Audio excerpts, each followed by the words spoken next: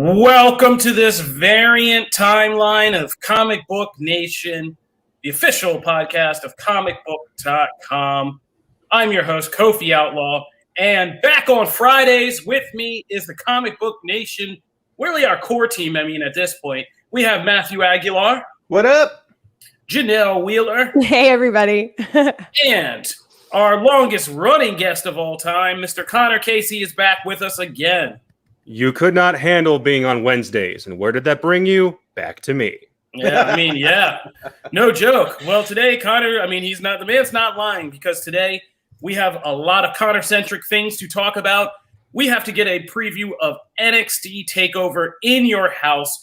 And we have an NXT star here to talk with us. Women's champion Raquel Gonzalez is here and sat down with Comic Book Nation to talk about all things NXT, so we'll have that interview for you. Plus, we're breaking down our preview of this year's E3. It's been a weird year for all things entertainment, including gaming, so we're going to tell you what to look forward to at this year's E3 and what you can check out on Comicbook.com gaming as we cover the entire event. But first, before we get into all of that, guys, we got to talk Loki. Yes. Yeah. Please. Let's go. I'm dying over here. All right. Man, sorry. So, Loki Theories. That's where we're at. The show's out. It's premiered. We got in reactions on Phase Zero podcast with Brandon Davis, which is now on Wednesdays, so it can follow up Loki. We're here on Fridays, so we've had time to kind of absorb the episode. In Janelle's case, watch it like 45 times and kind of put together some theories, some thoughts, and some kind of deeper reactions to what we saw in the first episode. So let's get into all of that. Spoiler warning. Yeah, we're going to, Rich, hit us with a spoiler warning, because we are going to be talking about Loki spoilers. Spoilers. So if you haven't seen the episode, go watch it and come back, I guess, or just, go away for about 10 or 15 minutes. You can mute us and just look at our faces. Yeah. It'd be awesome. Just giving everybody one last warning. We're talking Loki spoilers. Loki spoilers. All right, so episode 1 of Loki. I dug it. It's kind of a weird mix, really, but I dig the mix. It kind of, again, like WandaVision in a sense, it kind of feels like it abandons the usual Marvel Cinematic Universe kind of formula and is doing something really different with this thing that feels more like a very cosmic version, almost of like The Office or any workplace comedy, but with this really kind of intense character journey thrown in for Tom Hiddleston's, variant Loki, and just some great comedy and banter between like actors like Tom Hiddleston and Owen Wilson as Mobius, and all of that. But in the midst of all that, this episode really quickly, deftly, and lightly just basically rearranges everything about what we know about the Marvel Cinematic Universe and its hierarchy of power, and really just blows the door open for something really big and transformative to happen. So they weren't lying to us about that. And that's the whole thing about the time variance authority. The marketing for Loki kind of just played up, like the workplace bureaucracy of this place. But the first episode really makes it clear in hilarious fashion that like this group and the powers that they're playing with to police the multiverse and protect this quote unquote sacred timeline makes the Infinity Stones look like toys. They literally keep them as paperweight trinkets in their drawers of the workplace. That's a great they're just pulling out Infinity Stones, which blows Loki's mind and everybody else's mind, because we realize like, oh, maybe this isn't the greatest power in the universe, and there are a lot bigger things at work. Beyond that, big things we also got in the episode are the suggestion that Marvel Secret Wars has happened before in the MCU, that there was all of these timelines in the multiverse. There was a big war, and then they kind of centralized things and made this sacred timeline. So that's a big deal. And there are all kinds of other little references to things that people, if you know Marvel Comics, started to pick up already. We've gotten hints of like Kang the Conqueror and other dangerous criminals like him being out there. Variants and what variants mean from like multiple realities and all the ways that can play into the MCU. And it just seems like pretty clear that this is a very pivotal series. So, what did you guys think? And then real quick, and then we're going to get into some of these theories. So, let's go, Janelle. Janelle, since you were very vocal on social media about your Loki experience, tell us what you thought. Loki. I mean, I love Loki a lot. We did a quarantine watch party of Thor, Comic Book did with Brandon Davis on, was it Wednesday night or was it Tuesday night? One of those nights. We were watching Thor, the original Thor, and I was watching Loki, and in his initial introduction of the MCU, and I was kind of like, what is wrong with me? Like, why did I ever like this dude? Like, I don't know why I was drawn to this character. I guess his arc was just really cool. And then luckily I just went right into this show and like just fell in love with everything that he is, which is he's mischievous. He's a little messy. He's an egomaniac. And then he's stripped of all of those things that make him quirky and funny. And it's kind of serious. And I actually shed a tear while watching this episode. I laughed watching this episode a lot. Just super intrigued as Walking Dead, as a huge Doctor Who fan. I have a TARDIS behind me. I kind of got some like Doctor Who vibes throughout it a little bit. And I super dug it. I think the chemistry between all of these characters is fabulous. Like, it's just super well done. And on top of all of the like face value stuff, there are so many Easter eggs and like little nuggets of Marvel excitement that you can just dig into. I mean, even like the end credits are just insane with all these crazy like links and clues. And anyways, I think it's super intriguing. I think they did a fabulous job. It lived up to every expectation. And it is my number one, obviously, Disney Plus release so far, for sure. Matthew. I could talk for an hour, by the way, about the show, but I'm trying to like condense it down. No, I totally get it. So number one, I would just like to address, I dust with a small brush. I saw the comment, how do I dust all the things in the background? that's what I do. It's a small brush. So I feel like what Janelle said, in the fact that this, to me, this is the best Disney Plus Marvel premiere, period. Has not been a better premiere. And I saw some people, because like, of course, like some press got to see like 2 episodes and things like that. I'm obviously only going off of the one. So, but from what I heard, it's kind of like this one was the one that was getting downplayed, of like, well, it's kind of slow and this and that. But then like the second episode like really picks up. And like, I want to know what like that episode is now so much more, because I'm like, how did anyone think this was slowed down? I thought this was so good. This was compelling from like 2 minutes in to the very end. And I've said it on the show, I did not care about the series whatsoever coming into it. This did not hook me. I am not like the biggest, like, well, no, I'm done. I was kind of done with Loki. I'm like, I'm good. I've got all the Loki I need. I'm fine. I don't need a bunch more. And the timey-wimey stuff, cool. But like, it wasn't clicking. And that's why I went in kind of with just like, it was one of those things, right? Like, impress me. and it did, man. It knocked my socks off. I was riveted. I love this. Like, this has become like literally one that I will look forward to every week. And the sprinkles of MCU stuff is really cool. I love, like Janelle said, I love how you got to see this, like him just giving a great emotional performance, watching what happened to his mother, learning like how he's tied to that, of course, watching what happens with like his father and like all that stuff, man. That's great. They knocked it out of the park with this. Bro, they made you cry about the second Thor movie. I'm right. And not in like the way that you typically cry. It was like, oh my God, the potential. Like it was like legit this time. Stop. He's already dead. Finger gun. All right. Yeah, between Endgame and this, they have really milked. Rene Russo's gotten a really good look out of this whole thing. Right? Because, they were like, sorry about that whole thing when we killed you off and it sucked. Here, let's let you flex a little bit. And like, Yeah, God bless. That was good. Marvel's really working hard to redeem Thor: The Dark World in any way possible. It's gonna be one of those things where you look back on it like 5 more years from now and be like, oh man, it's like one of the most important movies in the Marvel canon because like and still one of the worst work. Man, it's bottom 5. Is it the worst? No, not for me anymore. I think Thor 1's worse after just rewatching it. What? Yeah. Thor 1 is great. Matt doesn't want to know what I kept it positive for the quarantine watch party. I already Thor know 1 what is trash. And I know the opinion is also trash. Thor 2 at least has Thor and Loki.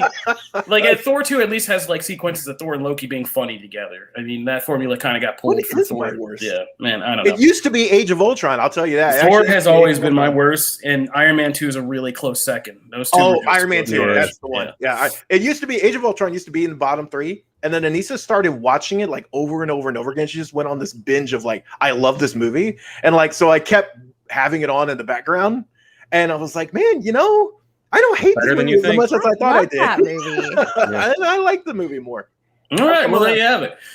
Connor, you always bring some levity and sensibility to all of this nerddom. What do you think about Loki? Levity and sensibility. I want that on a T-shirt. I dug the hell out of this first episode. I think the title of best premiere episode of any Disney Plus show is well deserved. This one, at the moment they announced it, I was interested about this because in terms of psychological depth, I think Loki is one of the top characters in all of the MCU when it comes to that. I think the other two were Thanos and Killmonger, and they're both dead. So with Loki, the big question coming in was, how do you take all of this Doctor Who level time travel stuff and make people care about it?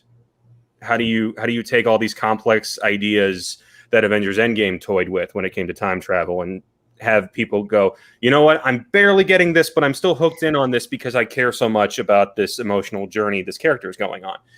And I thought this first episode handled that brilliantly with what people are calling, they made Loki watch the MCU by having him watch the This Is Your Life promo flash in front of him. I thought that was brilliant because it accomplished a couple things. One, it caught him up to speed with where we saw him at the beginning of Infinity War, with reconciling with his mother's death, acknowledging what his relationship with Thor is really like. But then it dived deeper into how Owen Wilson said it, what makes Loki tick. And guys, we cover this for a living. We've watched the video essays and read the think pieces about what makes Loki work as a character. And this show sang all of the highest notes when it came to that. He doesn't have conviction as a villain. He feels compelled to play this role because of how he was raised and the relationship he has with his dad and his brother. And those are real emotions that people deal with. So when he goes, I don't like hurting people, you're like, holy crap, this show completely nails who and what Loki is. Right. So so in one episode, we said, hey, okay, we've got these weird concepts that we're going to bring in. But before we dive really deep into time travels and variants and multiverses, we said we got to stop, acknowledge who and what Loki is and why you should care. Excellent. All right. Thanks, Connor. Beautiful. All right. Before we move on, I just want to talk about some theories. First of all, one I have is that the point of this series, we'll see this. Right now, it seems like this variant of Loki is going on a heroic bend. He's been reformed by seeing his own death and the death of his mom, and he's going to be heroic. I don't buy it. I think this is Loki at the end of the day. And I think what he's really after is kind of getting his hands around this new power that he's kind of witnessed, the TVA, and kind of manipulating timelines and all that stuff. And I think his end goal will be to reinstate a multiverse, right? A place where he doesn't have to go down this path of a horrible life and dying. And, the god of mischief just wants more mischief. And so, you spring open a multiverse, and that's certainly what that is. And I think that's going to be like we said, these series are really just about creating these little costume changes, right, for the MCU. Yeah. In this case, instead of a physical Loki costume, I think, the costume change, quote unquote, is going to be reinstating a Marvel multiverse officially. something we thought WandaVision was going to do, but this show will actually do.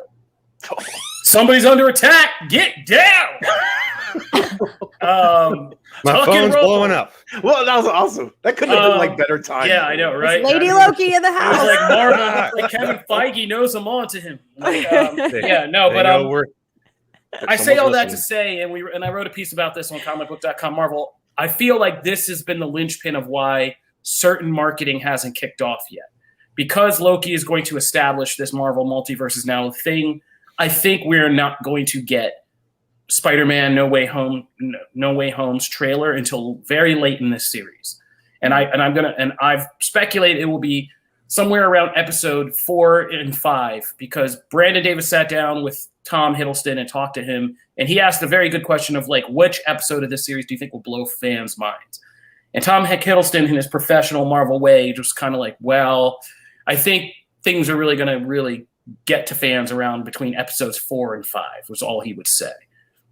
And I think that's going to be the point where this whole multiverse thing really gets blown wide open. And after that is established in the show, you'll be able to start to get marketing for Spider-Man No Way Home, and being able to see like, why are there multiple Spider-Men and all these people doing it, so that Marvel can put that out there without spoiling the turns of Loki for the people watching, but also start to market this idea of the multiverse and all this crazy stuff happening while Loki still has like maybe an episode or so left to go, so people can jump into the series and get those final episode numbers really pumped up and make him look good. And by the way, that's a good tease. See right there where he was like, I think it's gonna that's a good subtle, of course, like telling you something but not telling you anything. Tease. I think that's the perfect style of tease, as opposed to Jedi level. Yeah. Character, just straight up into your face. Yeah. Like, stop. No, because as we will get in later today, sometimes expectations can play a part in how you take in something. Yeah. Ominous. Yeah. So I think that we're going to see, a lot of this multiverse stuff be able to kick off. And what we thought would be happening in WandaVision is really going to happen here. That the door will be opened, and it makes a lot of things make sense. It makes Spider-Man make sense. It makes what happens in Doctor Strange begin to make sense. And even something like Shuma-Gorath appearing in the sequel, because, poor Shuma-Gorath couldn't get to our universe before, but now this changed. He can. Yeah, and America Chavez and what that and why she suddenly becomes on the radar and all that. And even why What If hasn't been marketed, right? Because there hasn't been any what ifs until there are possible what ifs. And now there's a multiverse and what if, Also, and giving a shout out to the comments, because there's some really good pegs here about like who the hooded version will be. We're seeing All Butcher in here, Lady Loki. There's also, look, of all the characters to kind of do this premise with, Loki actually is a great pick, mostly because there have been so many different versions of every single character. I mean, there's probably been like 90 versions of Hellcat. You know what I mean? Like, it doesn't matter. Tight Face probably has a variant out there. Like, it doesn't matter what tier of hero you are or villain. There's been 90 million versions of you. However, some of Loki's are all, like, a lot of Loki's are really compelling. I mean, there's Kid Loki, obviously. You could also do, there's Sorcerer Supreme Loki, which was a really fun event, right? That was a really fun run with the character. There's so many different versions that you can do. And especially when you start messing with timeline stuff. So again, I'm stoked for it. All right, well, that's our Loki talk.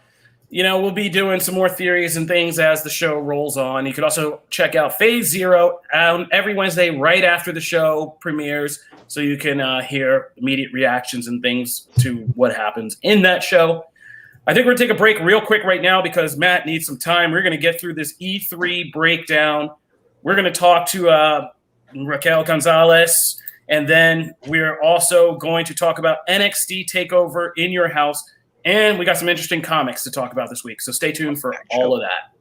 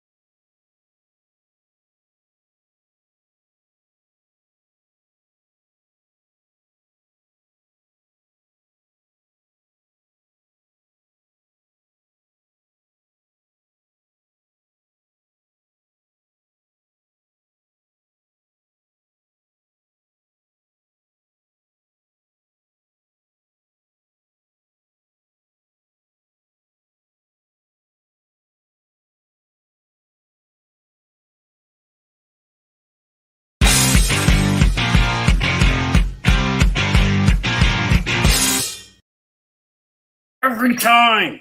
And I'm never scared. Bum, bum, bum. No, my song for this is I'm always scared. I'm always scared. All right. I was trying to give Bone Crusher some coin. That's all I was trying to do. That's all I was trying to do. You gotta 2000s. All right, Matt, take us through E3. Whew, What man. is there to look forward to? I mean, there's been new systems out. Like, where are we with gaming this year at E3? Nintendo. So Direct. it's right. Okay, so it's actually a perfect. We're kind of Comic Book Nation is perfectly situated, like right in the middle here. We've already had an event or two and some things come out. Obviously, Netflix is adding to the gaming stuff because of Geek Week, and like we've already just now we're waiting on some stuff, but we've also seen like our first look at the Splinter Cell animated series. Far Cry is getting some. Cuphead, the new show, is also being shown. So like gaming fans are like in for a treat this week, right? Crazy. So we've already had looks at Battlefield 2042, which is it's an interesting one. People were floored by the trailer. It's kind of trying to go back to that classic Battlefield multiplayer, as many people on the field, tons of vehicles, things like that. It's going to be 128, I believe, on PC, and then 64 players on console. The thing that's most interesting about it is that you would think now we talk about, I mean, geez, we've been talking about Batman Fortnite for how many weeks now? Like Battle Royale games what they've done with Fortnite, and like it seems like every game now, Call of Duty, every game has a version of that. And Battlefield will not, which is really interesting. There's going to be 3 modes. They've revealed one of them completely, and then there's a hazard mode, which they haven't really talked about yet. And then the third mode that they're calling like a classic mode for longtime fans. But they've said clear out. There's no single player, which is also an interesting choice, and there is no Battle Royale, which it will be interesting, like to see. Wow, they're just like, there's no game here. Yeah, that alienates a lot. It is a specific, like all multiplayer, but like very much harkening back to that franchise's roots. And that franchise is very popular. But I am interested to see how it fares now in this current bubble we're in, with just how people react to games and multiplayer games. So that will be interesting. We also finally, go ahead, Janelle. The tornado. The half son Josh says tactical tornadoes. That was insane. That's awesome. We also got a look at the long-awaited Elden Ring, which is the George R.R. Martin From Software combo that had been rumored, and even like Jeff Keighley had like. We knew it was George R.R. Martin when you said long awaited. It was long awaited. I think it was first announced in 2017, and it's just slowly been like there's like people reacted they went so crazy after 7 seconds of footage got out. And like, so that's the kind of like, oh my God, we just want to see this game. And it hadn't quite hit Duke Nukem levels of we just want to see it released, but like it was getting there, right? So we finally have our first look at it. It does look gorgeous. It is very much a From Software game. So if you like Dark Souls, if you like Bloodborne, that style of gameplay, you're probably going to dig this. AKA difficult. Like dying a lot. Those games aren't for me, but I do not, as I think it's Jeff Kanata says, like I don't yuck anyone's yum, right? So like if you dig it, you love it, cool. It is not for me. I do not need that kind of punishment in my life. It's just I don't need it. But it does look great. But we'll be interested to see if it's worth the hype, because it's been building for so long. Those kinds of things bring expectations in. We also got The Evil Dead, the game, Before we move on, I'm with the comments. Half send Josh. George R.R. Martin needs to stop playing with this stuff and get to work on Winds of Winter and get these last Game of Thrones books out here. Like, what are we doing? That's never coming, right? Like, no. Is that hit? No. Booyah! It's a new decade since I've been waiting for that book to hit. Like, we've started a new hit, like a whole new decade. Where do we find it, Matt? What just dropped? All right, so I've got it in the Slack channel here. We have our first look at season 2 of The Witcher. I am stoked. We got some Kaer Morhen in here. We have Ciri. What? I'm thrilled. I cannot wait. Live reacts. Now, granted, it is a teaser in the truest sense of the word. It is 11 seconds You're not going to get a ton of like stuff. I can't like deep dive on this, but actually I probably could. But like I'm not going to like deep dive in this, but it is stoked. One, because that production had so many issues because of the pandemic, had to halt production several times. So the fact that one, it got completed is sort of a miracle. Two, that it's this far along in post-production that we can even get a teaser is also cool. So that's more, I'm just excited it's a thing. So you can definitely, though, that post should be live on Comic Book right now or in like 2 seconds. So you can check it out there, unless we can put it actually like in the comments. I don't know. God, I love the thrill of live reacts. Yeah.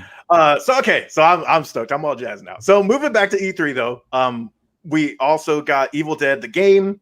And this one does have Bruce Campbell as part of it. I feel like he's part of every single game based on this franchise. But it actually looks pretty cool if you're familiar with like Friday the 13th. Is it Death by Daylight? No, it's not that one. There's another one that was kind of the same sort of premise where you're working together to take down. Yeah, Dead by Daylight. Was it Dead by Daylight? Okay. Mm-hmm. The creature. And then though this one will actually let you play as that force, because the main mode is actually you playing the like Campbell and the survivors. So it actually, if you're a fan of the series, it looks fun. You can check out the trailer on Comic Book as well. The biggest thing with E3 though is the stuff that's coming. So we've had some leaks, rumors, reports, things like that of what could be coming. One of the biggest ones is actually that the makers of XCOM are making a Marvel game, and we don't. Like that's really all we know is that it's literally the XCOM-ish model, but with Marvel heroes. So combine XCOM with like Marvel Ultimate Alliance. That could be dope. I'm totally up for that if that becomes a real thing. We also have Eidos Montreal's new Marvel game, which has been rumored to be a couple things, but we don't know yet. But that should also get announced. A lot of this stuff is going to get announced at the Square Enix Presents at E3, which I believe is not tomorrow, but the next day. Sunday. Is it Sunday? Okay. I think. But don't hold me to it. I'm not 100% sure. We're also going to get look at some other things. Hopefully, people are hoping for Final Fantasy Origin, which is, we've been talking a lot about Dark Souls. That is kind of Final Fantasy's, the rumor is that it is Final Fantasy's version of that, just a little bit more approachable. I'm really interested to see that one. Maybe not as punishing. It's from the same team that made like Neo, and those games are really well received. So fingers crossed. Halo Infinite is going to be a big one because, as we talked about on this show, it did not have a great first impression. Nope. There was a lot of memes. And so the onus is really on them. I mean, it's going to be a packed event because, of course, this is the first event that we've had Bethesda since the purchase, and all that stuff's going to be there. And people are hoping for a look at all of what Bethesda has coming up and to see if some of those are exclusives or not. So there's a lot riding on that. But Halo is the big dog. It will be interesting to see how much the delay has helped, if it really impresses there. Because the open world gameplay people dug. It was just that it didn't look like a truly next gen game. So hopefully they can do that. Okay, so I did see here, I think it was Connor. Was that you who put in Zelda? Yes. What, Breath of the Wild 2? Yes. This trash Let's go. game, Zelda games. Oh man, Games, my butt. Breath Come on, of the Kobe. Wild is a majestic ride. It is a amazing game, and we had a teaser. Well, we're almost at 2 years since that first teaser dropped. You know this thing is rolling out with the Switch Pro, Matthew. Don't I act don't like you think know. they So said that was they're the not going other to big reveal thing. the Switch Pro. Right, that's the other one that has been the worst kept secret in gaming. It feels like for like 2 months. It feels like we know everything about it. I've been trying to get that stupid old man's glider since Christmas. The game's trash. Oh my god! Oh my god! it's Plateau? amazing. Do you really think we'll get like? Because Nintendo is notoriously slow when it comes to their temp poles, and Breath of the Wild, it doesn't get more temp pole than Breath of the Wild 2. So do you really think we'll get new footage? Yes, because here's the thing. When it comes to Zelda, the Zelda franchise, they love to reinvent the wheel. They love to build the system from the ground up. The only exceptions are when they use the same system and the same art style and go, okay, we're going to tinker some things around and release a new game. We got it with Majora's Mask back on the 64. We've had it with the handhelds. It's what we're getting here. what we know about Breath of the Wild 2, first of all, the fact that it is definitively a sequel. If you know anything about Zelda, is that they love to jump around different time periods, give you a different Link, a different layout for Hyrule, a different situation. They love to throw in gimmicks. This is definitively a sequel. It is definitively going to be on that same massive world map. So it takes a lot less time if you're not having to reinvent the wheel, when all they're really doing is moving some things around the map, telling a different story, which I'm good with because that's what the first game lacked, was a in-depth narrative. The reason I'm so determined that we're getting more footage about it is because, A, the timeline matches up. We're 4 years removed from the initial release. And if they're going to launch the Switch Pro, don't you want to tie it in with a game that looks just perfect on it instead of just re-releases of Odyssey and the first Breath of the Wild? Yes. Why not this? I don't think that Donkey Kong game that's getting made by the Odyssey team is going to be done in time. This is the only real tentpole thing that we know. Hey, there's a good chance this gets dropped the same time the Pro Switch drops. I agree. I think you're right. We will get something. I don't know what we'll get, but I do think because they are using some of the same engine and they're it's not like a full revamp. So I think you will actually, we might get that Zelda sooner than later. Hashtag not my Zelda. I did not know Kofi was so salty. Kofi's a hater, but here's the reality. I think that and the Switch Pro is what's going to win Nintendo E3 this year. Because the titles we've seen elsewhere, there's nothing that's got me jumping out and saying, boy, I really need to go and wage war on eBay or in the online Walmart checkout line for a new Xbox or a PS5 right now. There's nothing has hit so far that's made me go, I need to get that console. I get that. If Breath of the Wild 2 comes out, I will be first in line for a Switch Pro. I'm not the biggest Zelda person either. I don't hate it, but I am not the biggest Zelda person either. So I will go there. Real quick in the comments. I think I spotted casually cosplaying. So XCOM essentially is like, it's a turn-based strategy game. You have an army of or a force of players, and typically you can give them custom names and whatever. It's kind of to help you bond with them, so to speak. And XCOM, a big thing of that is permadeath. So if you lose them, they're gone. Now, I imagine we won't see that with Spider-Man. I don't think Spider-Man's going to die on the field, but maybe there's a prolonged period where you can't use him in a different mission if he's down in one, so maybe they'll play with that. But it's typically a third-person sci-fi shooter. So it will be interesting to see how they adapt this style to Marvel. But I think there's plenty of room there. And also, I saw a thing about Kingdom Hearts. I don't look. Square is, we're also probably going to get a look at Forspoken, I believe, is that new game that they kind of previewed last time around. Maybe Final Fantasy 16. There's a bunch of stuff that they have kind of in the hopper. Maybe new Outrider stuff. But we should get that this weekend. But that is pretty much, E3 is huge, but that's pretty much what we've got for E3. All right. Thanks, Matt. Now, keep talking about comics. I took a sip. So for this week, we got one for DC, one for Marvel. Let's start with DC Pride. Like they've done with some of the other kind of big one-shots. It's just like an oversized issue. It has a bunch of short stories. And of course, it focuses on LGBTQ and a lot of the characters in the world that don't get as much shine in some of the other series get a lot of love here. In fact, including, by the way, spoilers. This is nice on Friday now. I don't have to I feel so bad about spoilers because it's been a couple days now. So mostly everyone's read it. You actually get Supergirl, CW Supergirl story in here. And from what I understand anyway, it's considered canon. So that stuff is here. Everyone, some of these are going to be hit and miss. Everyone's going to love each one. My three favorites were Try the Girl, which was the Renee Montoya question. I will always highlight a Renee Montoya question story, but I thought it was just really well done. It's a shorter one, but again, it's just a really fun back and forth banter. Vita Ayala did this story, and also the incredibly excellent Static Shock season 1 that just came out as well. So definitely check that out too. Also the Harley Ivy story I thought again was fun, and they have some fun with the whole coupledom of those two. When, sometimes DC has always kind of stepped around stuff in their movie worlds and TV worlds, of whether that's canon or not. like the Harley series is a perfect example. So like this is just cool to put that on a pedestal and highlight it. And then the Alan Scott story, which again, Alan Scott, we talked about, I think it was Infinite Frontier, was like kind of his official coming out and letting the world know. But here it's just a really great story with like him and his son, and he's meeting like his son's boyfriend for the first time. And, because all these things kind of come up. And I just thought it was really well done. I thought if you're, whether you're a longtime fan of the character or just someone new, I thought this made that character approachable in a very cool way. So that was me on DC Pride. What story stuck out to you guys? Oh gosh, same really. It was Harley and Ivy, and then of course, this one that you just mentioned. I loved the father-son dynamic.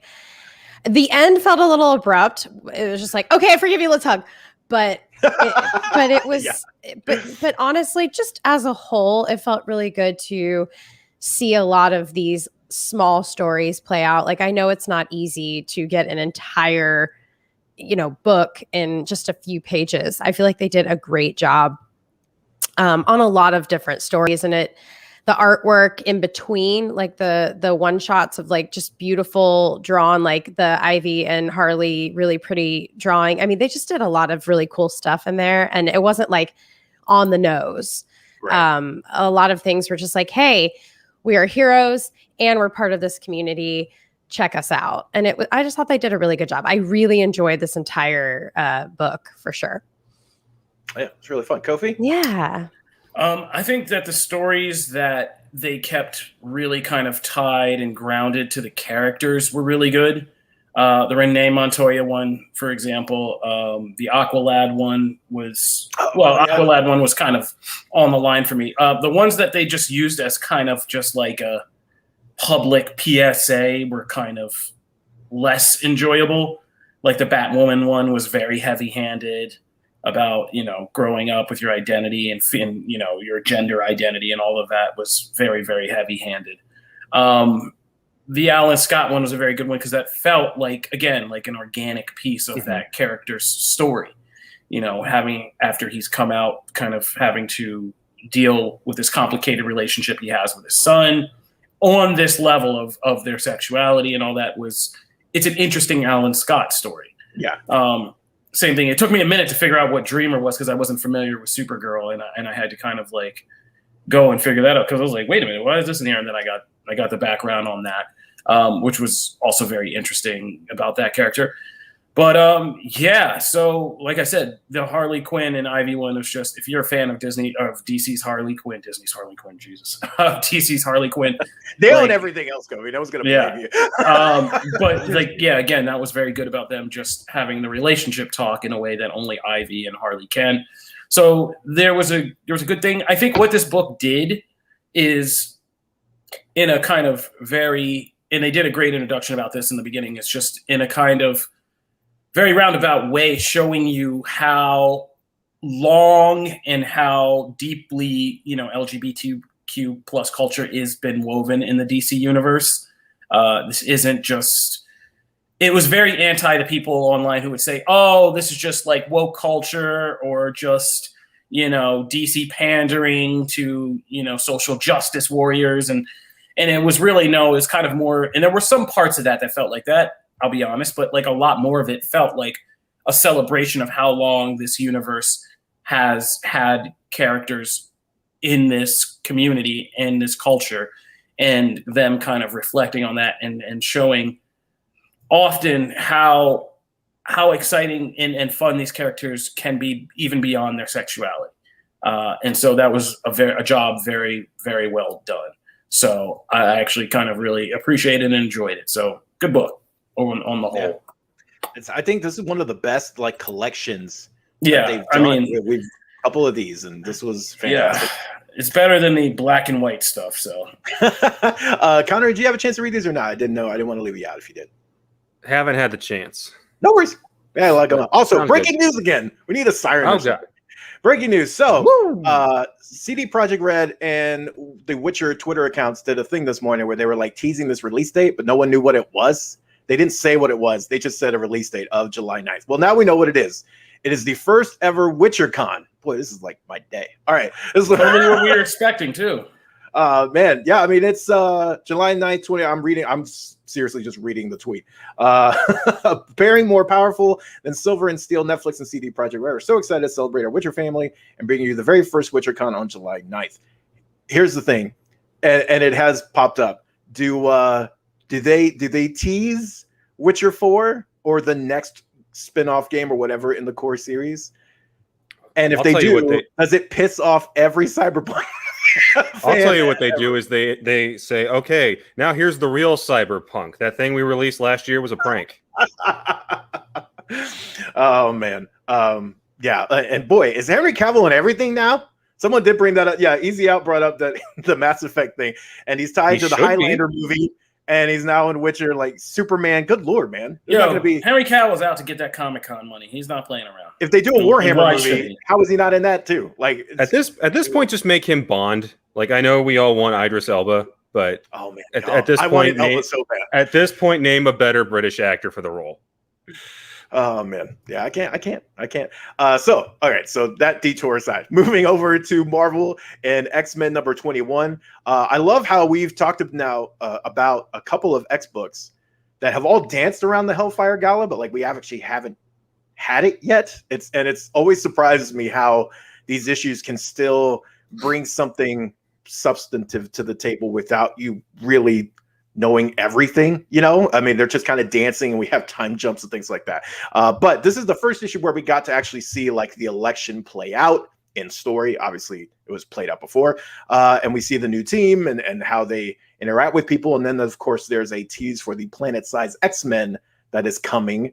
And that also kind of ties to what a couple issues ago when we were talking about the reveal where it was kind of like everyone left the party, like, well, good luck on that. Like you've shaken up things. People are kind of wondering if that has to do with the planet-sized X-Men. Like, do we see them starting their own planet or something like that? There's all kinds of theories already out there about what that is. That is all teased here. Also, you could say that this issue is the like star-studded event of the Marvel year since like I think actually is George in this one too? Yeah, George R.R. Martin's in the splash page of 11:35 p.m. Exodus. People are kind of leaving the party. He's in the background. He's not writing, so that's typical. Yeah, that same piece of artwork also has Eminem in a hoodie and a cap. Method Man from Wu-Tang Clan's in there. Somebody I can't recognize with a bald head. I forget. I don't know who that guy is. Patton Oswalt, I think, is in the foreground. I think that's who I thought that was. Okay, yeah, which would make sense because there's a lot of little celebrity show ups, and of course we get Kevin Feige in the issue, which is amazing. Yeah, well, a full on moment too, not just like, hey, who's that? Like it's a legit thing, and we have that crazy surreal moment where Scott is like explaining who he is to him. There's a lot of this movie popping, man. Yeah, there's a lot of meta stuff in here. So you didn't know that Kevin Feige does real research for these movies, like going into Marvel Comics and being like, "Psycho, tell me who you are." What did you think of the issue then, Cove? I think the Hellfire Gala, and I've been looking at the comments here. I think all of these Hickman crossovers have been weird, man, but like weird in a way that I'm enjoying. I mean, like X of Swords was, not at all what we expected. We expected just a straight up fight tournament. It was a lot of like talking and game playing and dinners and whatnot. And this is very much that. And I like the kind of weird Rashomon approach that they are taking to this. If you don't know that reference, Rashomon is, ancient Japanese story. Anyway, it's about different versions of the same story that reveal, both how people see things and differently and how you kind of get the truth out of the middle of stuff. It's very much like that. And this is what this is, right? So every chapter of the Hellfire Gala is the same night, the same events told from the perspective of these different X-Men books. And so I've actually really enjoyed it because I feel like there's a lot of comedy at the forefront of this and like, the outfits and the banter at the party. And if you don't know anything about like writing, one of the most challenging things if you're like a creative writing and write stories is a party scene. They are some of the most difficult things to pull off because people come to parties. There's all these agendas, all these feelings, but they're always kind of buried beneath banter and ceremony and all this other stuff going on. And there's a lot of that. Like this party is pretty wild. Like there are people planning really bad things for mutants. Emma Frost seems aware of all this. She has brought all these people together for an agenda. Everybody in this place is plotting, from like fellow X-Men to X-Force and Beast and, you know, the Hellions. Like, everybody's doing something different that they're using this party for. And it has been kind of interesting. This one, ironically, was probably the least interesting chapter I've read so far. But it was still good because we still got the introduction. It had the spectacle of the new X-Men team and all of that, and which is an exciting combination of people. It is one and interesting about how they're kind of approaching this team, which is a lot of these kind of fundamental elemental powers like Sunfire or Polaris, and then people who can, or Wolverine, and, you know, and then people who play with taking on different powers like Rogue and Sync. So I'm kind of interested to see how this goes. But I've been enjoying it because there is enough kind of funny scenes, mystery, and intrigue to kind of pull you through this story and to see like what everybody's end agendas really are for this party. Yeah, very much so. Janelle, what'd you think? I know the X books aren't your favorite. Yeah. I will say that getting to hear both of you kind of summarize helps me understand it a little bit more. I kind of just felt like, where am I? Why am I here? Why is Kevin Feige in this comic? I'm so freaking confused. I didn't even catch on Eminem being in there. Like, I felt very, very confused reading this book. But happily confused. It was interesting. It was pretty to look at.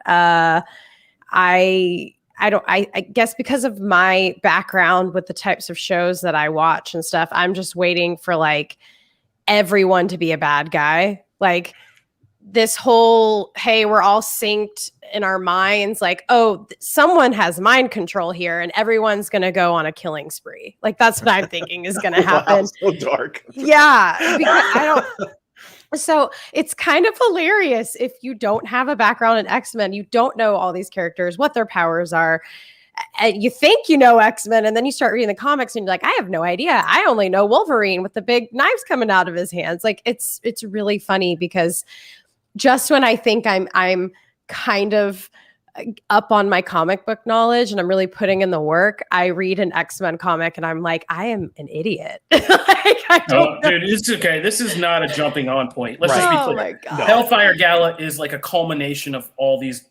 Right. If you didn't read all the X books and you just read House of X, Power of X, and Ten of Swords, this is like the next culmination of all that. Yeah. It is very rewarding if you have been reading each book because there is a lot of what happened in those books that builds up and culminates with this gather. Yeah.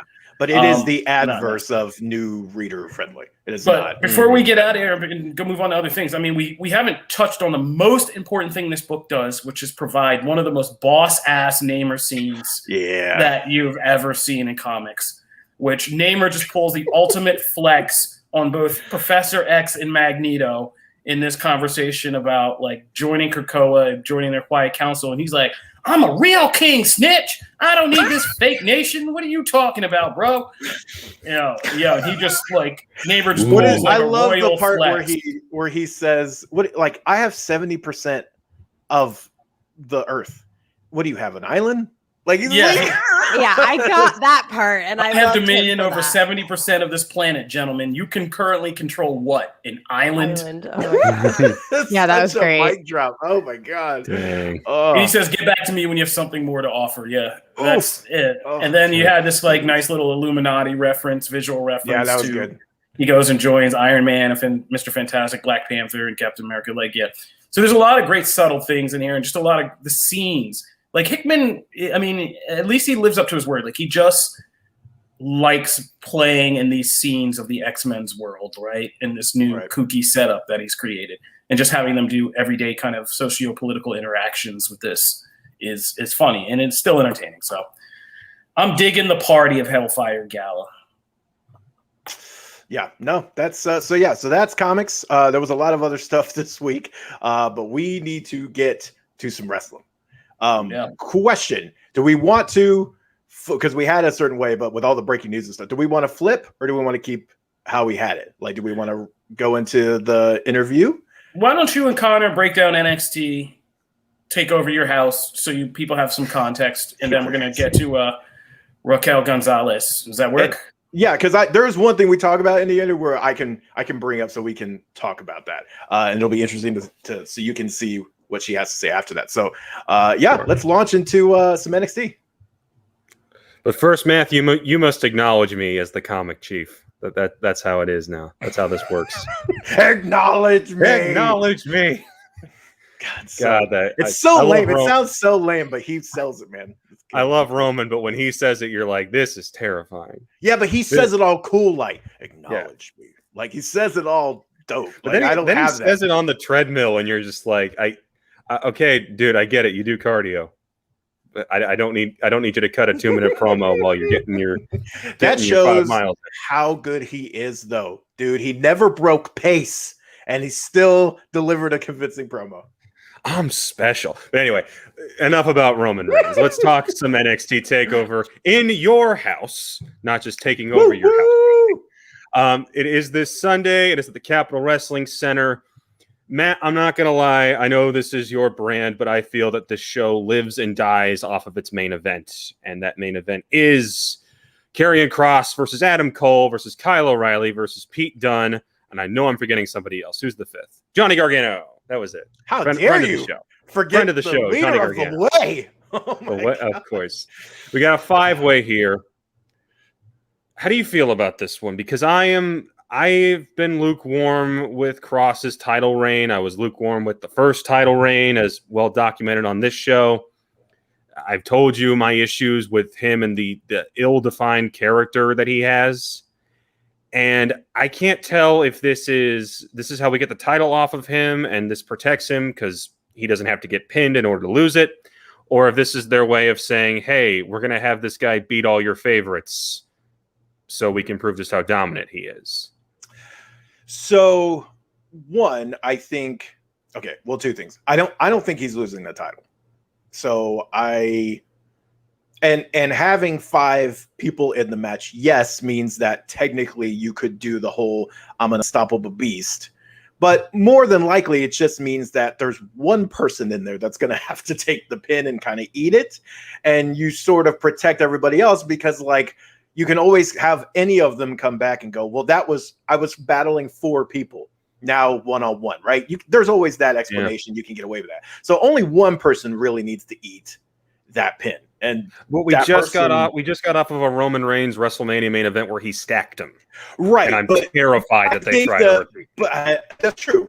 That is very true. But I think just the sheer numbers. You would be squashing 4 people as opposed to 2 who one is kind of, near retirement deal ending, doesn't know what he really wants to do, and another one just needed time off. So like the scale's a little different, right? So I think it would do more damage here. So I don't think he's losing the title. I think it just gives them flexibility in the story. I dig Kross's like kind of pseudo, supernatural anti, like you don't know really where he falls, but I kind of dig that ambiguity, so to speak.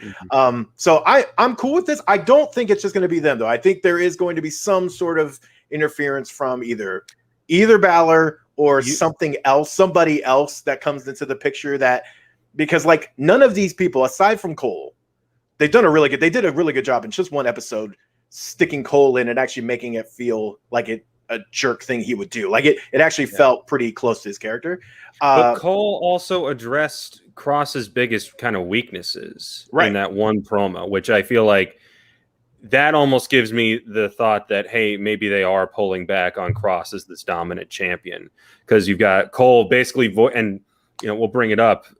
What Triple H said on the conference call yesterday, someone asked him, hey, you've got Cole voicing the opinions of what Kross's biggest critics are saying on social media, which is on a show that values the in-ring product so much, your champion is a guy that is mostly spectacle and cyto suplexes.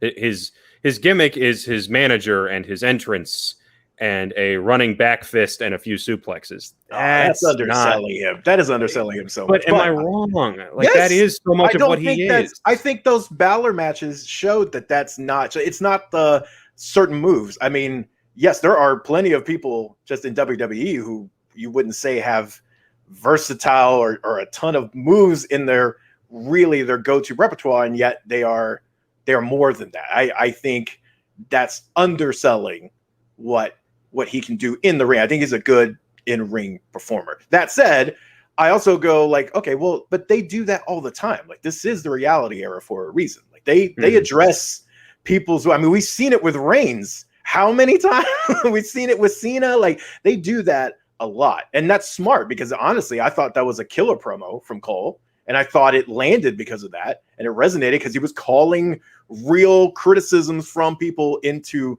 this, which then makes Cross look even better if he goes outside of some of those things you might expect. It just kind of depends on where you go with it. I don't have any problem with that, though. I don't think that hurts him. No, it doesn't hurt him, but it is bringing reality of, for sure, because this is the first time that anybody has said, "Hey, Cross, you're not actually as great as you keep saying you are," and the fact that is being voiced on the show, right? I found to be interesting, and maybe it's a, hey, this is their backdoor way out of this, so that we can get Cross up to the main roster, which is the biggest no-brainer, in the company. It is, but I don't think that's. I don't know. I could be very. I mean, he will move there at some point. Remember the treatment they gave Keith Lee around this time last year? We had him winning both of their top titles, and do you remember the backlash? He was gone.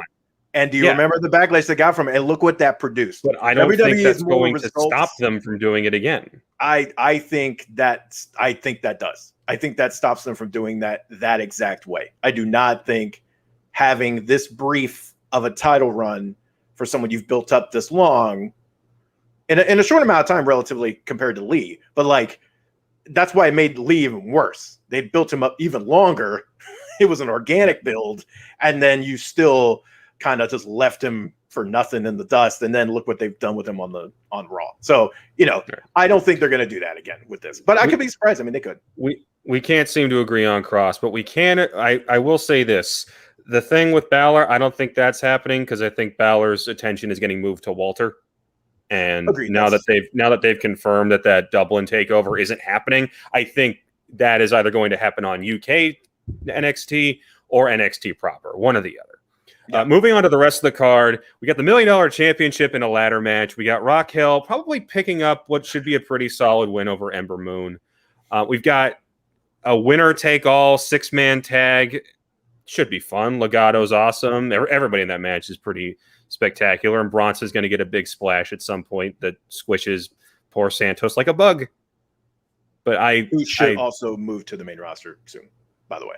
Santos. Yes, I agree. Yeah, that guy's more than ready to go. But how do you feel about the show otherwise? I feel it's a good show. It's a good card. I am, me, to the moon. I am very excited for Cameron Grimes and that $1 Million Championship. I have not been so hot on LA Knight, so I am looking forward to this because again, he's been involved in he doesn't really get a lot of match time. He's been involved in a lot of, this person interfered, or look at that. There's always something happening around the match. It's never really about just him getting in the ring and taking on somebody. So I haven't really had a chance to get hooked and be impressed in that regard. So I'm hoping this really does that, and they give them some time to actually work, and then I'll have all the fun that comes with a feud like this. I love that title. It's ridiculous. Yeah. I'm good with it. I think that fits better with Cameron than it does with Knight, because they've tried to push Knight as, he's the super rich guy. That's not really his thing. He's just he's a loudmouth. He can that character can weave in and out of anything. With Cameron, it is about money, and it is about just gaudiness. And what is more gaudy than a title made out of bejeweled dollar signs? No, it's awesome. It's awesome. So yeah, I'm stoked for that, and I think this will be a good match with Ember and Raquel, and I do not see the era of Raquel ending anytime soon. Not until we get the Dakota match. Right. That's the long-term build, and I want to see that. And they've already planted seeds here and there of stuff, and I hope it goes the Sasha Bailey route. I mean, of being something they will let breathe. They will just build that slowly but surely, and then we'll kind of get that. And then, of course, Raquel will head somewhere. I hope it lasts long enough until that girl behind you, Tegan, comes back. I think, yeah, baby. I think cannot that's wait what for we it to come eventually back. lead to. Yeah. But yeah, now, so obviously NXT TakeOver, full coverage this Sunday, but let's talk about one of the other big topics that came out of WWE this week. I was on a media conference call with Triple H yesterday, and it got, let's call it sassy. Name dropper. I think you used the word spicy, Matthew. Spice. Add a little spice to it, because Triple H was asked some pretty interesting questions, and the answers led to big responses on social media. The first was regarding an all-women's pay-per-view. We have seen it with Evolution before. Mickie James has announced that the NWA is doing its own version here in the future. Which is awesome. Triple H did not seem as keen on the idea. He argued that true equality is having men and women featured on the show together. He made the argument that if he made an all-men's pay-per-view, people would get mad. That is actually, the WWE did that for a while, that because there was no women's division there for a hot minute. But how do you feel about what he said, particularly about the concept of an all-women's pay-per-view? So, number one, man, this could get very spicy. Okay, let's not try to walk that line. All right, Sound old, Grandpa. all right. So, let's address the all men's pay-per-view. This argument comes up a lot. And I'm not one of those people that like brings like race and everything, okay? But this argument comes up a lot when you're dealing with like characters, like whitewashing characters or whatever, right? Mm. It's like, why change what's not already there? Why not create something new? And then it inevitably becomes, well, like, would you care if you did that to one of our characters? Like if you take a black character or a brown character and you make them a white character. And it's like, no. And do you know why? Because the ratio's so damn skewed the other way. I do not care that I get one extra. You have 60. I have 4. So it's the same thing of like, it's not the same as making an all men's thing. WWE has been so heavily male skewed for almost its entire existence. So the ratio is out of balance. So that means if you give me an all women's pay-per-view, like you have a lot of ground to make up before we even get close to going, oh, they're the same. They're not the same. And it's an awesome way to spotlight that. Evolution should not be looked at as the end of that. It should be looked at as the beginning. Mm-hmm. And they slacked off in that regard. It should have been an annual thing. And it should have been something that like, and me and Raquel talk about this at some point, right? It should be something that is cool and happens because, again, you have a lot of ground to make up. And there was a long time where it was 2-minute matches, 1-minute matches, bathroom breaks that's what women's matches were called for like forever. So like, no, you don't get to play that card yet. Now, when we get there, sure. Because I do believe that like true equality is just like everybody should be able to, absolutely. But until that ratio ever gets to where it should actually be, no, you don't get to pull that card because that card is BS. So that's how I feel. I think you're spot on. I agree across the board. I was worried when it happened that Evolution was a PR move because if you recall, when it happened, it was right around the time that a certain Saudi Arabia event was taking place. And lo and behold, we have this all-women's show to change the conversation that people were having online. Certain ex-WWE wrestlers, Mickie James, Maria Kanellis, have both come out in interviews and said that officials have told them, one of whom is gone now, that Evolution did so poorly in terms of viewership, in terms of buy rates on the WWE network, that they had no interest in doing one again. I think Evolution, the wrestlers so obviously want it. Anytime either of us interview, someone from the women's division, they say, yes, we absolutely should. This should be it should be a celebration of how far the women's division has come. Because look at just how far it's come in a decade. Look at 2011 and look at now. and look at the depth of talent you have. We mentioned Dakota Kai earlier, and I've thought, God, who is the 10th most talented women's wrestler on all of WWE? It's probably her, and that's nuts because she's fantastic. Because H's comments about because part of that was also the best in the world division. That women's division is phenomenal. There's so much talent, and if you have the best in the world, show it off. Like, you just had a WrestleMania main event with 2 women. They have a whole show dedicated to that. You got enough pay-per-views as it is. I see no downside to doing it, which is what makes the argument so frustrating. And I see how many women are pushing for it within and outside of the company. Right. I say go for it. It's a no-brainer, man. It just boggles my mind. Okay. But let's get to the other thing. Let's get to Triple H was asked basically about NXT's confused identity. And it is that NXT used to be just considered the developmental territory. It was the AAA to the Major League Baseball. And now it is somewhere in the middle. You've got guys that will only stay in NXT. You've got guys that have openly said they don't want to go to the other rosters. But then you've always got still the ticking clock on so many wrestlers, on Io Shirai, on Karrion Kross, on Finn Balor, where the question is always popping up, and it's, where do they go next? When do they make the jump to Raw or SmackDown? So then Triple H said he is frustrated with fans who essentially sabotage the product for themselves by being so focused on what is the next step? Where does this person go next? What is the next storyline? What is the direction this is all going? And he says simply, just watch it. And don't worry too much about comparing it to other shows. Hint, hint, AEW. Don't worry about the overall creative direction. He says, just watch it. And if you don't like it, don't watch it. That also got quite a reaction on social media. Matt, how'd you feel about that one? Well, I'm going to keep my response tight because I do want to make sure we get to our interview. Yeah. We have so much wrestling, which is amazing. That's awesome. What I will say is there is a kernel of truth to sometimes, and we talked about it earlier.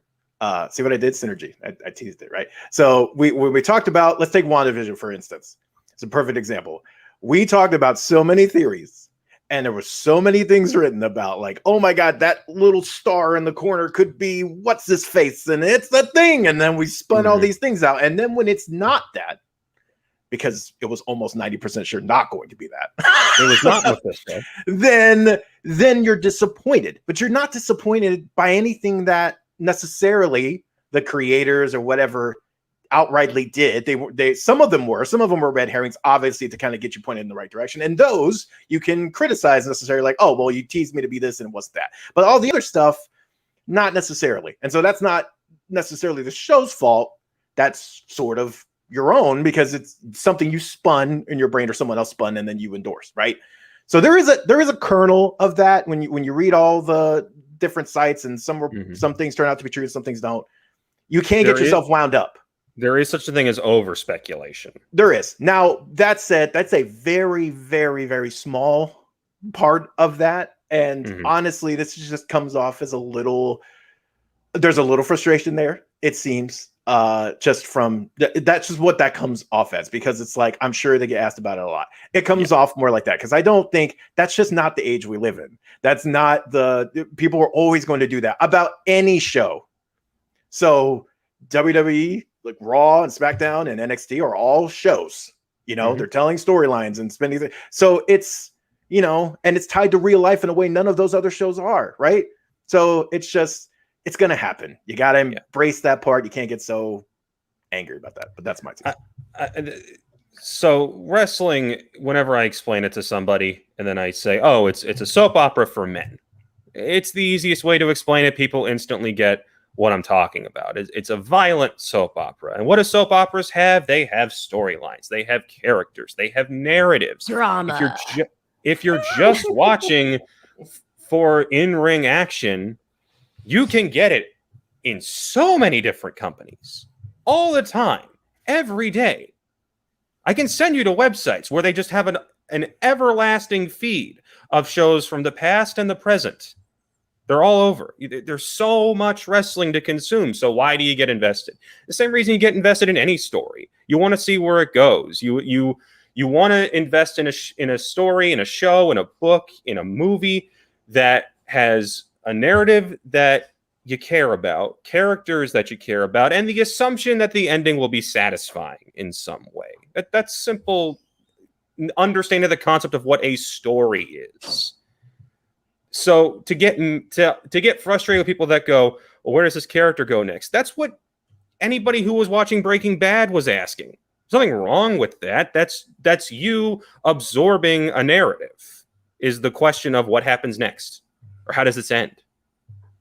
So I get the frustration of overanalyzing and getting way too hyped up on something that might not happen. But you also can't get mad at people for being excited about wanting to invest in characters and wanting to see where those characters go and what they do, who they interact with, and what happens. Exactly. That's simple. Agreed. Completely agree. I think look at us, locking minds right there. All right. So, of course, you can check out all of our coverage on In Your House right here on Comicbook.com. But we have a treat. So to close out the show, I got to talk a little bit to NXT Women's Champion Raquel Gonzalez, and let's roll it.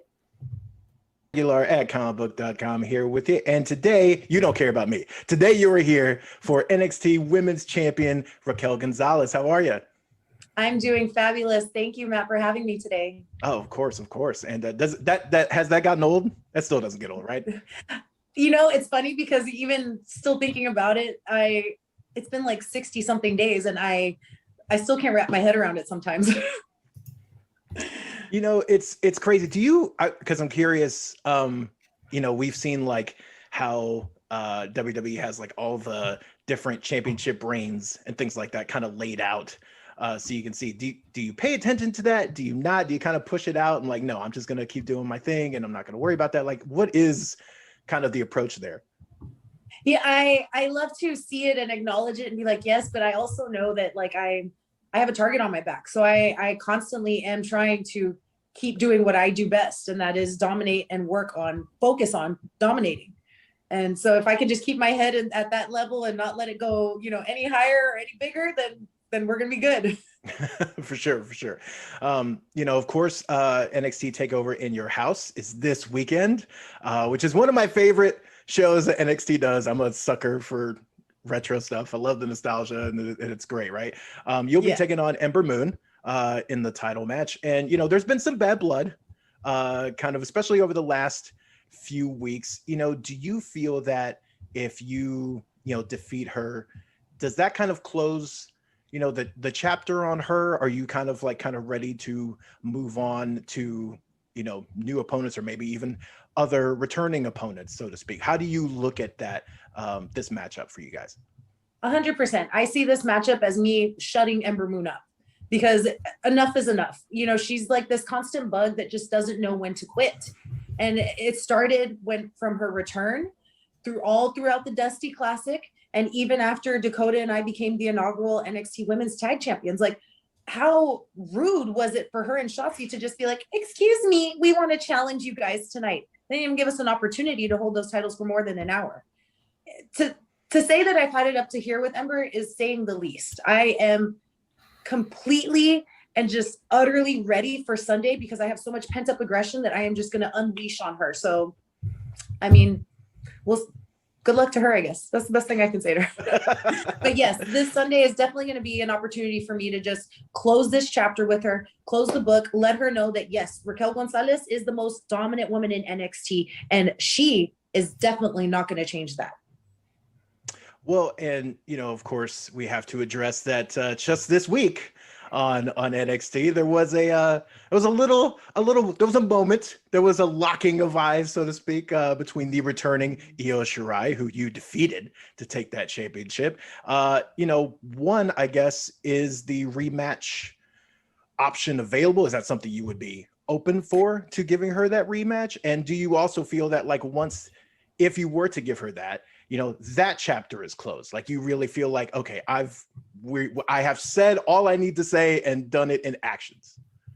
Yes, 100%. I would totally give Io another opportunity at the title because she deserves that. She's earned that. She is arguably the best women's wrestler in the world. And she was also, she held the title for a very long period of time, almost a year, if I'm not mistaken. She definitely deserves a rematch. And to say that, from that moment when I took the title from her to now, have I grown? Have I learned? I definitely have. I've already defended it once against Mercedes Martinez, who as well comes with a lot of experience. And now I'm going to defend it against Ember Moon, who is a veteran in this business for most of us. And I understand that I've only been on the scene for over a year, and these women have been doing this for triple the amount of time that I have. But it doesn't say anything less about my title defense and my reign, because I'm an opponent that none of them were ready for, and none of them could probably ever get ready for.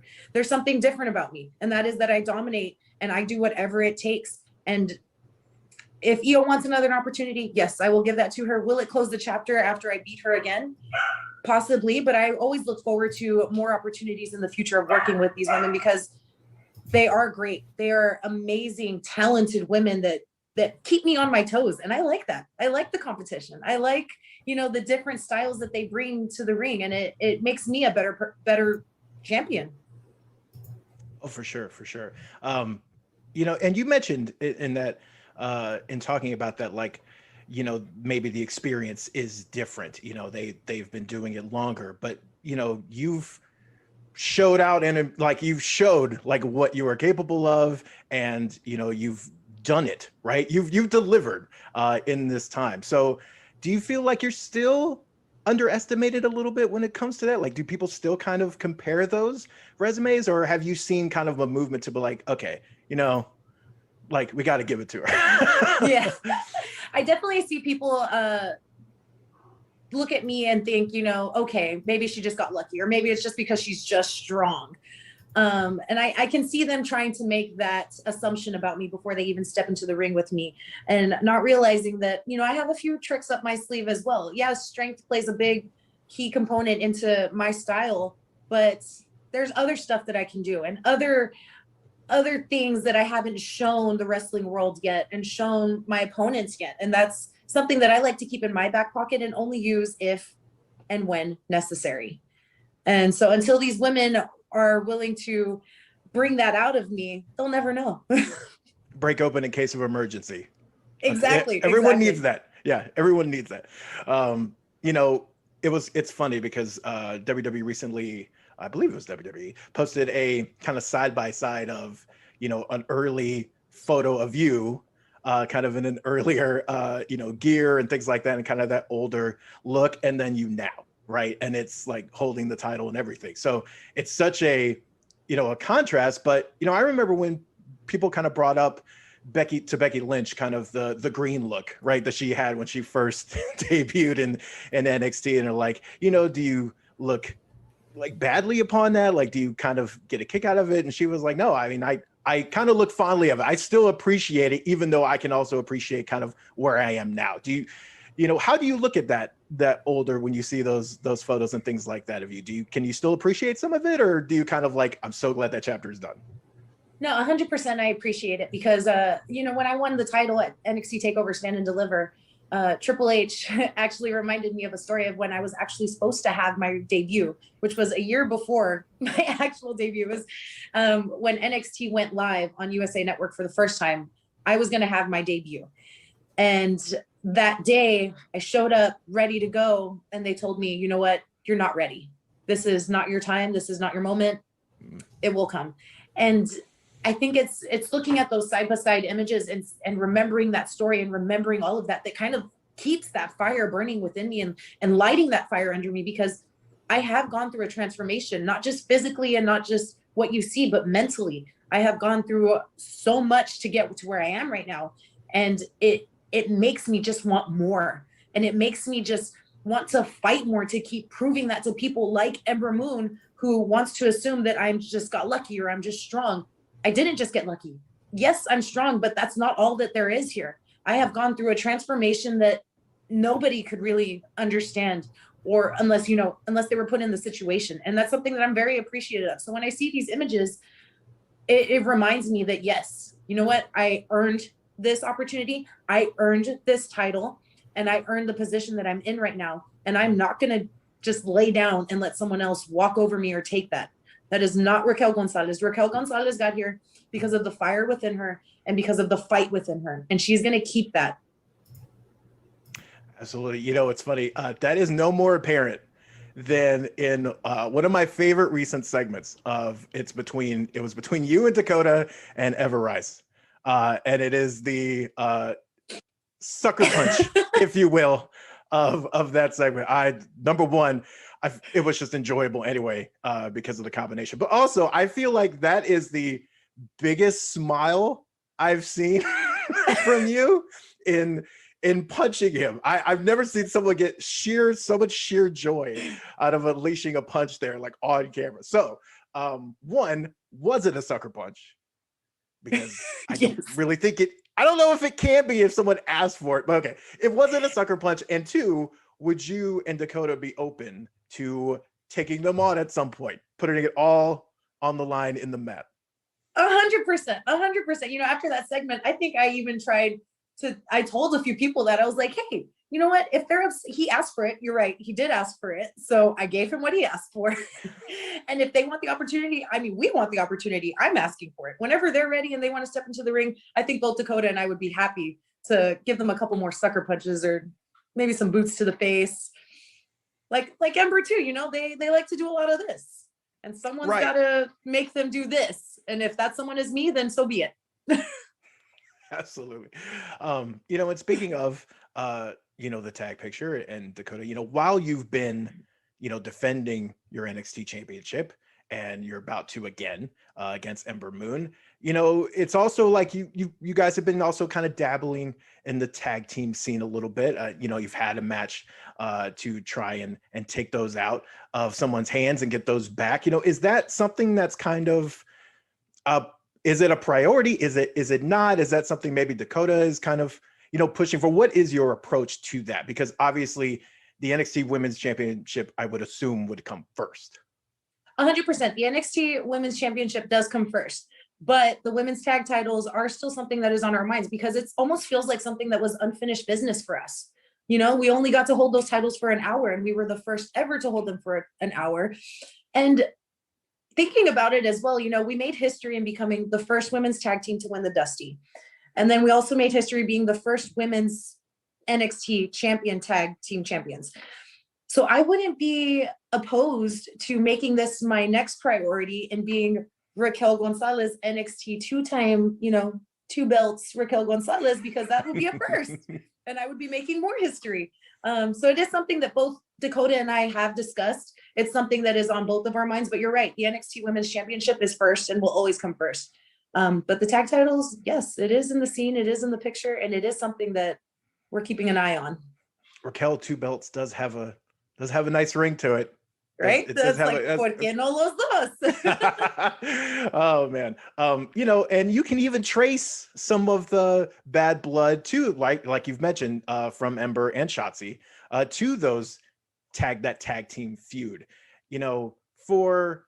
For Ember, because of what happened with Shotzi kind of taking her out of commission, and then those titles, do you feel like this, because like there's been recent talk of like this is a kind of like fired up Ember Moon. This is a fired up Ember Moon that actually like a lot of people haven't seen since she returned, and that's the Ember Moon you're facing this time. Do you kind of feel a little responsible for kind of igniting that flame, and does it kind of make this match all the better because you're facing an even upgraded level of this person, and if you take her down, that means, does that make that accomplishment much more sweet? Does that make that sweeter?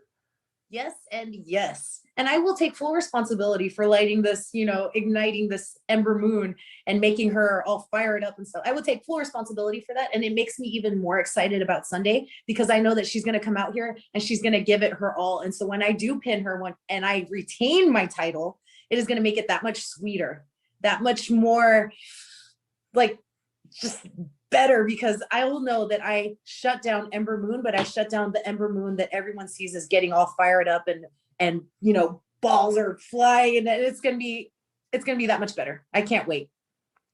One of the things about those tag titles was that they were kind of robbed from you initially. The actual tag team championships were in your grasp, and then Raw general managers come in and start messing with things, and then it goes crazy. So then of course we get the NXT women's tag team championships, and likewise there's a little bit of people have kind of been wondering, like, where is Evolution? Like, where is the second Evolution? Like, it made such an impact the first time around, and people were excited to see that kind of become a recurring thing, and then for whatever reason it just hasn't happened. So looking at kind of the pattern, does NXT kind of get ahead of it and go, well, we're not going to wait?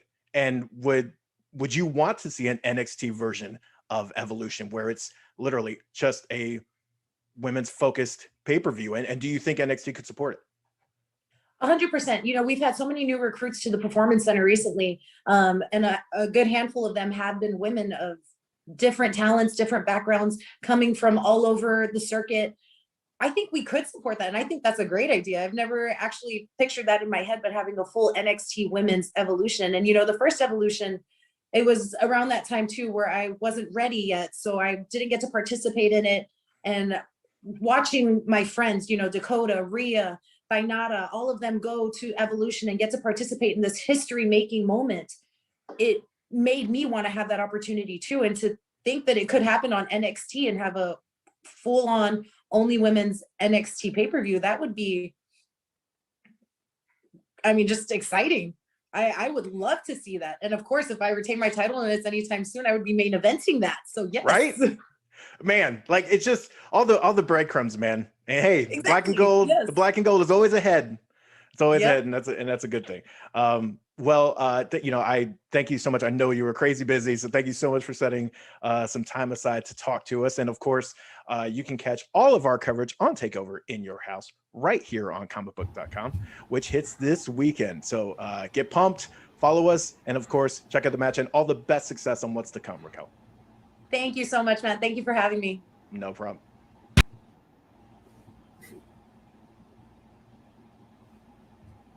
There was that abrupt ending. I thought we were going to get a little bit more out of that ending music. Chance to get scared again, but here we are. Thank you for tuning in. If you're still here watching, that was Matt's excellent interview with Raquel Gonzalez, NXT Women's Champion. We're looking forward to NXT TakeOver happening this weekend. Everything will be covered by our exceptional Comicbook.com wrestling team. Somebody's leaving the door. Like, somebody's out of here. Yeah, thank you guys for tuning in. This has been Comic Book Nation. New episodes are now on Fridays, every Friday at 12 noon Eastern. So kick off your weekend or catch us over the weekend. If you want to watch the live show, it's live at 12 noon Eastern on Fridays on Twitch, Facebook, and YouTube. If you missed a live show, you can watch it on any of those platforms afterwards. Or if you just want to take some time over the weekend, download the podcast audio. We are on Apple Podcasts, Stitcher, Spotify, iHeartRadio, or tell any smart device to play Comic Book Nation podcast, and it'll get fired up for you. I want to thank my co-hosts, Janelle, Matt, and our guest, Connor Casey, for being here for this epic show today, our first return to Fridays. And if you guys like the show, leave a 5-star review on Apple Podcasts. And follow us on the @Comic Book Twitch page. I'm @Kofi Outlaw. I am @Matt Aguilar CB. I am @Janelle Wheeler. And I'm @Connor Casey CB. No more underscoring. Hey! Bravo. Getting more official by the minute. All right. That'll do it for this episode of Comic Book Nation. Thank you guys again for tuning in and making the jump to this variant timeline on Friday. We hope to see you guys next week. Peace. Bye, guys.